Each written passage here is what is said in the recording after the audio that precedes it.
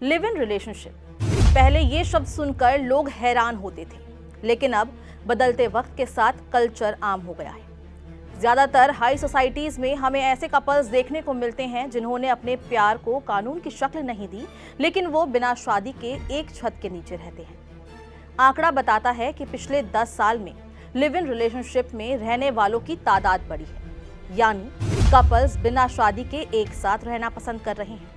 नमस्कार, मैं हूं दिशा बिष्टगौड़ और आप देख रहे हैं दैनिक जागरण। आप लोग भी लिव इन रिलेशनशिप के बारे में सुनते होंगे और साथ ही ये सवाल भी आपके मन में आता होगा कि क्या बिना शादी के एक साथ रहने को सरकार मान्यता देती है? क्या ये सही है और इसे लेकर कानून क्या है? वैसे तो भारत में अलग अलग राज्यों में अपने कानून हैं, लेकिन उत्तराखंड में जब से समान नागरिक संहिता कानून की बात हुई है, तब से लिव इन रिलेशनशिप का पैमाना भी काफी सख्त हो गया है। तो उत्तराखंड में कैसे बदला कानून और क्या है नियम, अब इस वीडियो में आगे बात करते हैं। उत्तराखंड में समान नागरिक संहिता के ड्राफ्ट की अगर हम बात करें तो इसमें लिव इन की परिभाषा क्लियर कर दी गई है। कहा गया है कि एक अडल्ट मेल और फीमेल लिव इन रिलेशनशिप में रह सकेंगे, वो भी तब जब वे पहले से अनमैरिड हो या किसी और के साथ लिव इन रिलेशनशिप में ना रह रहे हों। अब आपको ये भी बता दें कि किन कपल्स का लिव इन रिलेशनशिप रजिस्टर्ड नहीं होगा या फिर उसे वैध नहीं माना जाएगा। अगर दोनों के बीच पारिवारिक संबंध या खून का रिश्ता होगा। इनके अलावा अगर दोनों में से कोई एक नाबालिग होगा, उसे भी वैध नहीं माना जाएगा। अगर दोनों में से कोई एक पहले से ही शादीशुदा होगा और वो लिव इन रिलेशनशिप में किसी और के साथ रह रहा होगा, वो भी अवैध माना जाएगा। लिव इन रिलेशनशिप को वैध तभी माना जाएगा जब दोनों पार्टनर्स की इसमें सहमति होगी। अगर धोखे, जबरदस्ती या डरा धमकाकर किसी को साथ रखा जाता है तो उसे भी अवैध माना जाएगा। लिव इन रिलेशनशिप को लेकर कानून तो मैंने आपको बता दिया, लेकिन अगर आप लिव इन में रहना चाहते हैं तो इसके लिए आपको क्या करना होगा, आइए जानते हैं। लिव इन में रहने वाले किसी भी शख्स को पंजीकरण कराना जरूरी कर दिया गया है।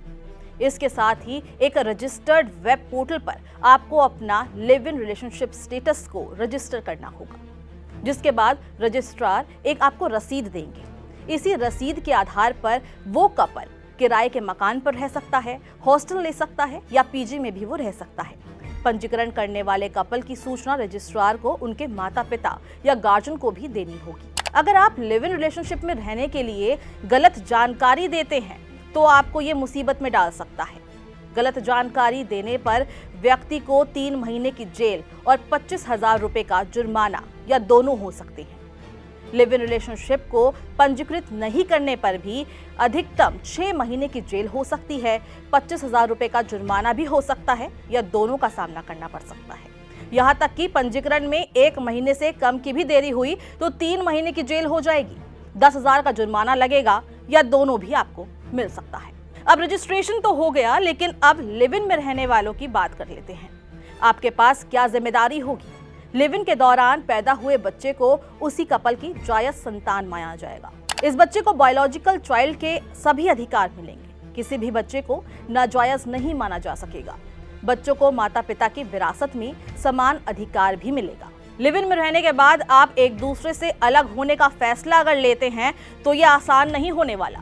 रिश्ते से बाहर निकलने के लिए एक पूरा फॉर्मेट होगा जिसे फिल करना होगा। रजिस्ट्रार को अगर लगेगा कि संबंध खत्म करने के कारण सही नहीं है या संदिग्ध है तो इसकी जांच पुलिस भी कर सकती है। अलग होने का पंजीकरण भी उन्हें अनिवार्य रूप से कराना होगा। ऐसा ना करने पर जेल हो सकती है या आर्थिक दंड देना पड़ सकता है।